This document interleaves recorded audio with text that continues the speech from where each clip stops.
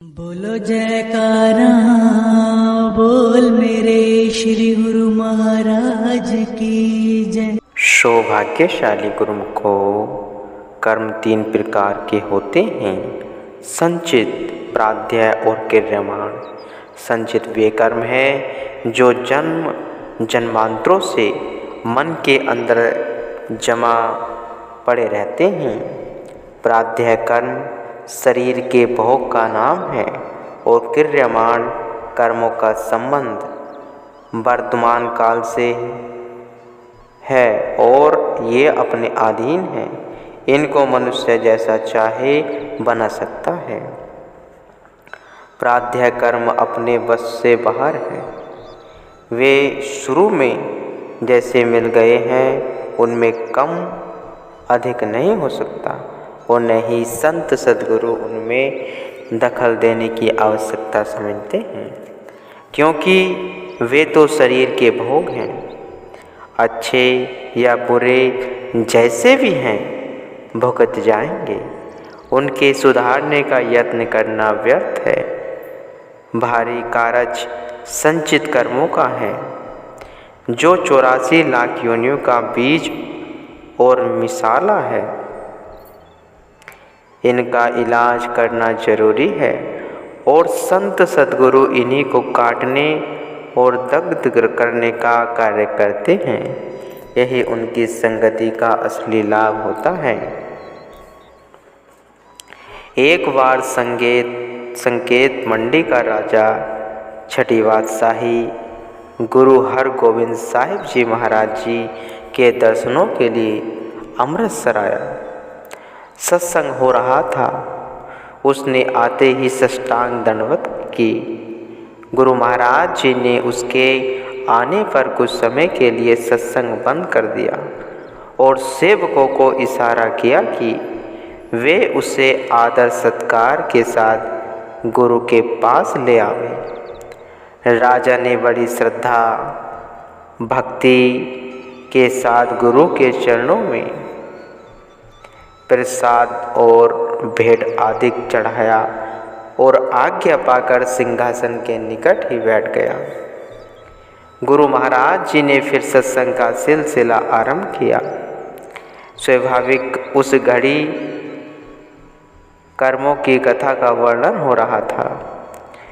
वचन विलास के सिलसिले में जब आपने फरमाया कि मनुष्य को अपने किए कर्मों का फल अवश्य भोगना पड़ता है, तो सुनकर राजा के मन में संदेह हो गया कि यदि महापुरुषों की शरण में आकर भी मनुष्य को अपने कर्मों का फल भोगना ही पड़ता, तो फिर यहाँ आने का लाभ ही क्या है। सद्गुरु उसके मन के भाव को जान तो गए, परंतु उस समय कुछ उत्तर नहीं दिया। सत्संग समाप्त हुआ। सत्संगी गुरु के चरणों में नमस्कार करके अपने अपने आश्रमों को गए। सत्संग के कार्यकर्ताओं ने गुरु की आज्ञा से राजा के विश्राम और खान पान का आवश्यकता अनुसार प्रबंध कर दिया और वह भी आज्ञा पाकर अपने स्थान पर चला गया। दूसरे दिन फिर सत्संग हुआ, परंतु राजा के मन में वही कल वाला प्रश्न खटक रहा था। इस कारण उसे सत्संग का कुछ रस न आया।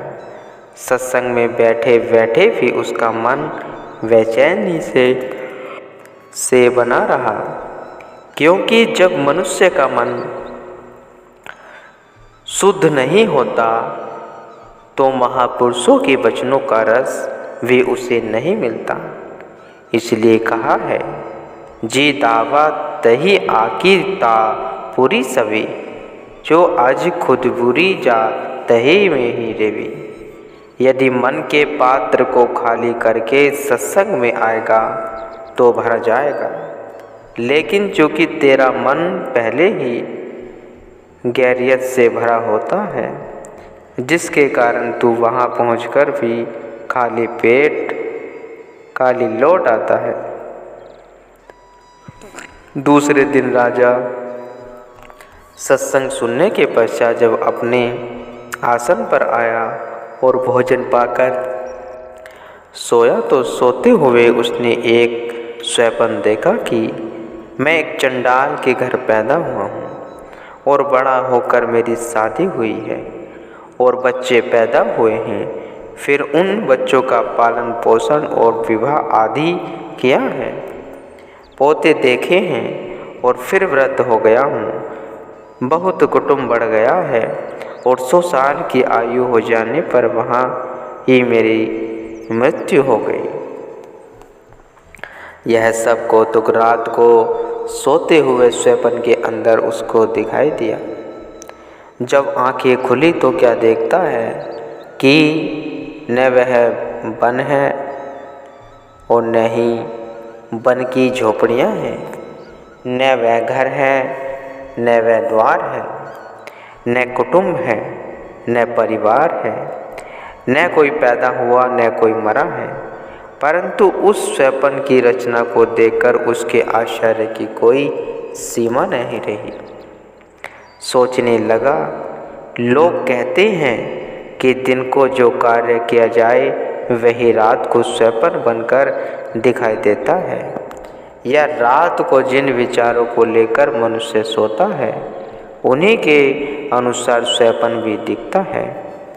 परंतु यहाँ तो न कोई ऐसा विचार था और न अपने जीवन में कभी ऐसी मनुष्य से संबंध ही हुआ कि वह ख्याल रह गया हो। बहुत कुछ दिमाग लड़ाया लेकिन कोई बात समझ में नहीं आई। अंत में सब हाल गुरु महाराज जी के चरणों में कह सुनाया। गुरु महाराज जी सुनकर मौन रहे। गुरु हरगोविंद साहिब जी को शिकार खेलने का शौक था।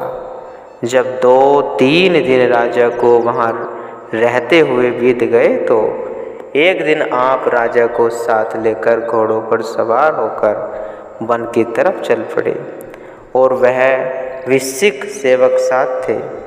आपने सबको सुनाकर आज्ञा दी कि जिसके आगे से शिकार निकले वही उसका पीछा करे, दूसरे को उसके पीछे भागने की आज्ञा नहीं है। यह मौज थी और इस मौज में भेद था और वही होना था जो उनको मंजूर था। अभी थोड़ी ही दूर गए थे कि राजा के आगे से एक हिरण उठा। राजा ने उसके पीछे घोड़ा दौड़ाया और भागते भागते अपने साथियों से दूर निकल गया। जब राजा दूर निकलकर एक घने वन में पहुंचा तो वहां पर वह हिरण भी उसकी आंखों से ओझल हो गया। राजा कुछ तो स्वप्न की चिंता आतुर था, परंतु यहाँ आकर और भी विकलता बढ़ गई। सघन वन, न मनुष्य की जाति, चारों ओर वन के भयानक पशुओं की गर्जना के शब्द। राजा घबरा गया और निराश होकर एक टीले के ऊपर जा चढ़ा। क्या देखता है कि दूर फासले पर धुआं निकल रहा है। उस धुएं को देखकर उससे कुछ धैर्य हुआ और नीचे उतरकर उसकी सीध पर चल पड़ा। जब निकट पहुंचा तो उसे वही स्वप्न की रचना चिन्ह दिखाई देने लगे। जब और आगे बढ़ा तो वही वन और वही वन की झोपड़ियाँ नजर आई जिनमें उसने 100 साल आयु बिताई थी। बड़ा विस्मय हुआ जब अंदर गया तो वही बाल बच्चे और अपना सारा कुटुंब दिखाई दिया। उन्होंने देखते ही इसे पहचान लिया और घोड़े के चारों ओर इकट्ठे होकर बाबा आ गया है कहते हुए खुश होने लगे और परमात्मा का हजार धन्यवाद करने लगे कि हमारे पिताजी फिर जीवित हो गया है। कोई उसके कपड़ों को खींचता और कोई फुजा पकड़कर नीचे उतारना चाहता, परंतु यह इस दशा को देखकर मन ही मन बड़ा अचंभित होता। कोई बात समझ में नहीं आती। सोचता है उधर तो मैं संकेत मंडी का राजा हूँ और गुरु के दर्शनों के लिए अमृतसर आया हूँ, जिसको लगभग 7 दिन हो गए हैं, परंतु इधर यह परिवार भी मेरा ही है, इसमें कुछ संदेह नहीं है। 100 साल यहाँ रहा हूँ, फिर सोचता हूँ मैं राजा हूँ, यह चंडाल जाति है, इनका और मेरा मेल कैसा। तात्पर्य यही है कि इसी कुमन घेर में पड़ा हुआ राजा व्याकुल हो गया। अब जाए तो किधर जाए और करे तो क्या करे, न रह सकता न छूट सकता। व्याकुलता के अथाह सागर में बहता हुआ गोते खा रहा है। बहू तेरे हाथ पाव मारता कि कोई पकड़कर उसे किनारे लगाए, परंतु यही तीसरा मनुष्य कहाँ। उस समय उसकी व्याकुलता की कोई सीमा न रही। इतने में जिन्होंने यह खेल रचा था वह अंतर्यामी सतगुरु भी पीछे से आन पहुँचे। पूछा क्या झगड़ा है। उन लोगों ने हाथ जोड़कर कहा, हुजूर यह हमारा पिता है। आज तीसरा दिन है कि यह मर गया था, लेकिन यह हमारे सौभाग्य समझिए कि परमात्मा ने फिर इसको जीवित कर दिया है। अब यह हमसे अपना पल्ला छुड़ाना चाहता है और कहता है कि मैं तुम्हारा पिता ही नहीं हूँ, परंतु यह लाख पड़ा कहे हम कब छोड़ते हैं। महाराज यही झगड़ा है और कोई बात नहीं है। गुरु महाराज जी बोले, यह तुम्हारा पिता नहीं है, यह तो अमुक देश का राजा है और हमारे साथ शिकार खेलने आया था। हम लोग पीछे रह गए थे और यह शिकार के पीछे घोड़ा दौड़ाकर हमसे आगे निकल आया है। तुम लोगों को भूल हुई है जो इसको अपना पिता समझ रहे हो। कुदरत में एक रूप के 2 मनुष्य का होना कोई बड़ी बात नहीं है। तुम्हारा पिता मर चुका है, जहाँ उसको दफन किया था कम से कम उसकी कब्र को खोद कर तो देखो, संभव है उसका मृतक शरीर वहीं मौजूद हो। यह बात सबको पसंद आई और कब्र को खोदने लग पड़े। देखा तो वह शरीर ज्यों का त्यों ही पड़ा था। पिता के मृतक शरीर को देखकर सबको धीरज हुआ और राजा को छोड़ दिया। राजा उनके बंधन से छूट गया, परंतु जवान में शक्ति नहीं कि कुछ बोल सके। गुरु महाराज जी ने कहा, देखा राजा, यह उस प्रश्न का उत्तर है जो सत्संग सुनकर तेरे दिल में फुरा था कि यदि महापुरुषों के शरण में आकर भी मनुष्य को अपने कर्मों का फल भोगना पड़ता है तो फिर इनके पास आने का लाभ ही क्या है। यह जो कुछ भी स्वयं के अंदर रचना तूने देखी, यह तेरे अपने ही कर्मों का फल है। तेरे संचित कर्मों में एक रेखा ऐसी थी जिसके अनुसार तुझे चंडाल के गृह में एक जन्म मिलता था और वहाँ तूने 100 साल काटने थे, परंतु गुरु के सत्संग के प्रभाव से वह 100 साल का चक्कर एक घड़ी के अंदर स्वयं में काटा गया।